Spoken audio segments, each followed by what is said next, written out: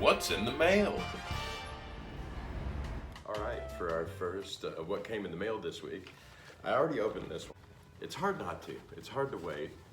We try to wait until we have several packages, so it's not just like, hey, what came in the mail this week? This one thing here.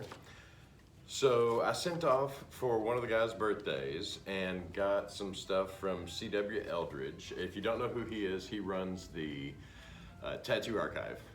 Awesome dude, does awesome things, and always has just really cool stuff available. So check it out if you haven't. What I got from him was 3 Kobo photos. Now what he sends with the photos, he always sends like who was on them, who did them, things of that nature. The one I got was was Marion Tyler tattooed by Les Goose.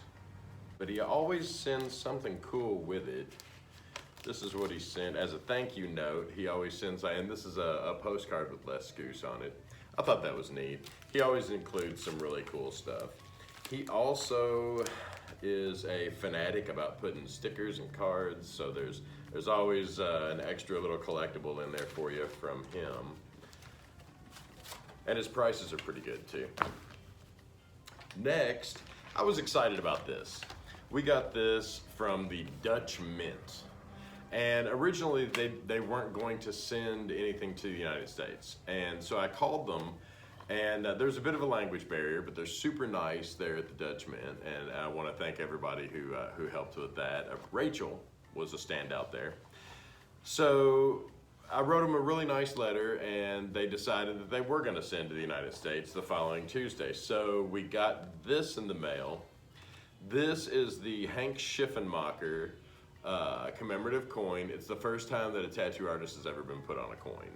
And on the back of it is the Rock of Ages. It comes in this really neat holder that has the Schiffenmacher art and name on the front. I just thought it was super neat. I actually ordered way too many of them. But so once we got that, I put the picture up on Instagram. And the first person that comments on it is Hank Schiffenmacher, the Tattoo Museum from Instagram. I asked him how hard it would be to get one of his business cards to display with these beautiful coins. All he said was, send me your address. So I did, and about a week later, we get this in the mail. And this thing was chock full of stuff. First off, he did send several of his cards. Love collecting cards. Those are the easiest entry-level collectibles right there, but he sent me a multitude of them. I already gave one to all of my guys here that work with us.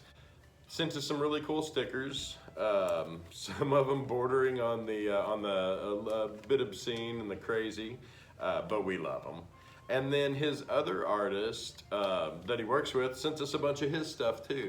So, and we even got one of the patches from Hank. So a big thank you goes out to Hank Schiffenmacher.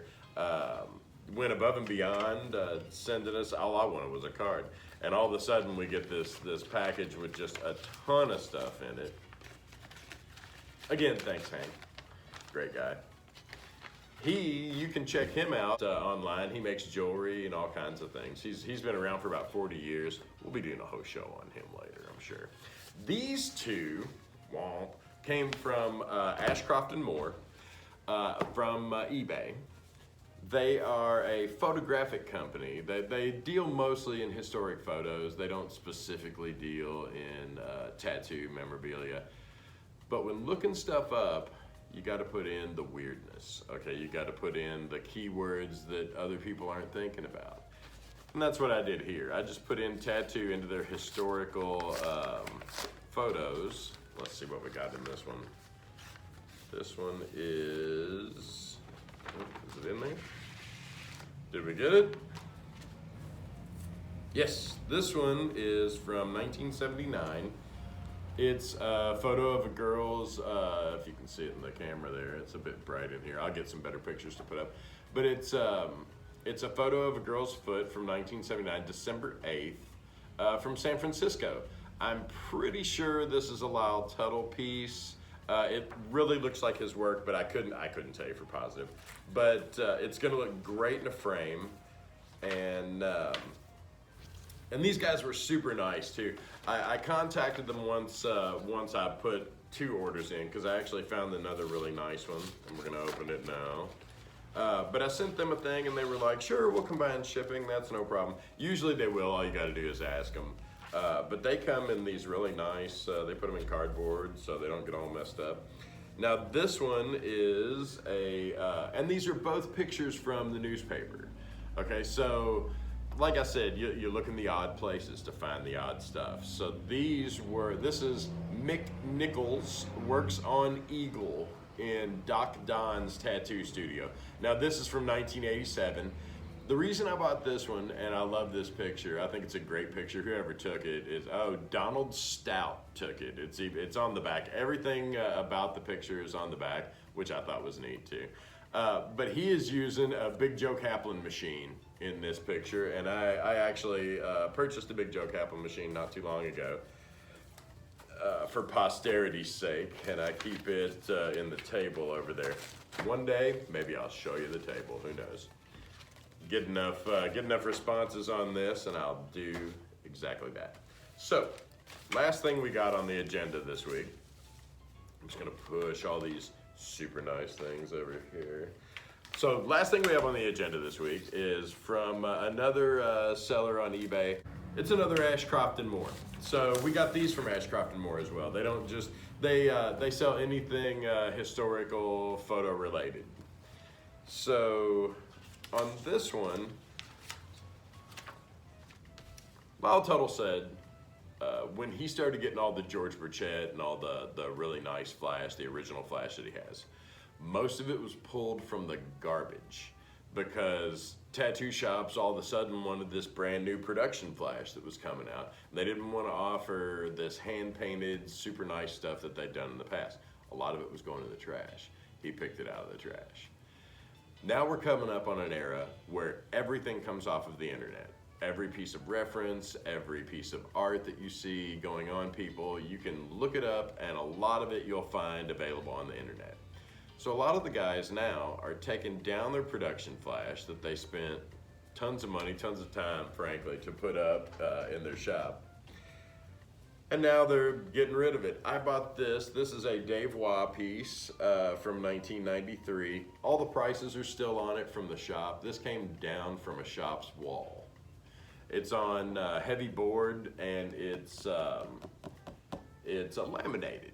It's a super nice piece. It's got some quirky stuff from the 90s on it, but I love doing that stuff. On the back it says lot number 271, Dave Waugh Crazy 8-Ball Vintage Tattoo Flash. And the estimate, it's got an estimate on the back of it.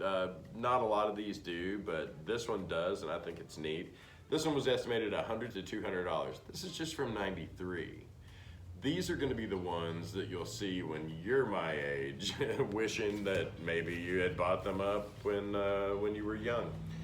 This is another one, great example, and this we'll be doing a host show on later. I've got several pieces from this artist. This is a Greg Irons with P.A. Stevens. It was done, I believe, in '79.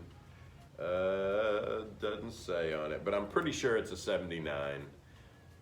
It doesn't say anywhere on it. So, but that's a super nice hand-colored piece of production flash. What I'm assuming is these came in non-colored varieties like the Spalding and Rogers flash does. But somebody took the time to really color this one up nice, and it's an awesome thing to have. It's also got the shop prices on it, the pinholes in it. You can tell this had been hanging on somebody's wall for 20, 30 years. And then they decided to take it down and get rid of it. As things like that come down, snipe them up. I got one of those for $5. The other one cost me $40. The Greg Irons was a little bit more expensive because of Greg Irons' name being on it. But all of them are gonna go up like that eventually. So you definitely wanna keep an eye out. The guys that are making new flash today, and art of all kinds, tattoo artists, that's all they do is create art every day. If you're wanting to get the stuff that's gonna be collectible later on, definitely start looking into your local tattoo shops and seeing if they sell art. If they do, grab it up. It's a perfect way to get some stuff that later on will definitely become collectible. And that is what was in the mail this week. We'll see you next week. Be sure and subscribe.